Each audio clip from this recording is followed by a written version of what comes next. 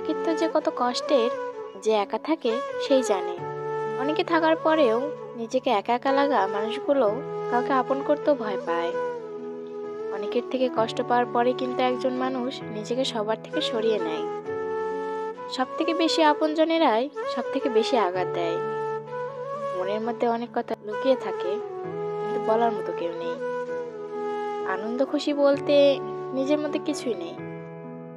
মানুষের কথার মধ্য দিয়ে দেওয়া আঘাতগুলো একটু বেশি কষ্টের হয়। মায়ের আঘাত মলম দিলেই সেরে যায়, কিন্তু কথার আঘাত তাকে মেটানোর মতো কিছুই নেই পৃথিবীতে।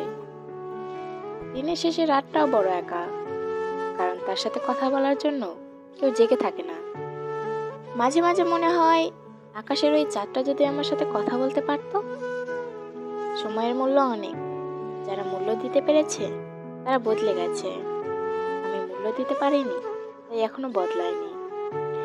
স্বার্থপরে যদি কোনো অ্যাওয়ার্ড থেকে থাকে, সেটা তোমাকে দেওয়া উচিত, কারণ অনেক ভালো অভিনয় করে স্বার্থপরের মতো ছেড়ে চলে গেছো। প্রিয়জনের দূরে যাওয়ার কষ্টটা একটু বেশি হয়। আমি তোমাকে আপন করতে চেয়েছি, কিন্তু তুমি অন্য কাউকে চেয়েছো। নিজের পরিচয় নিজে তৈরি করো, কাউকে সামনে রেখে নাও। একা থেকেও নিজেকে সাহসে তৈরি করো, কারো চলে যাওয়ার কষ্টে তুমি ভেঙে না পড়ো।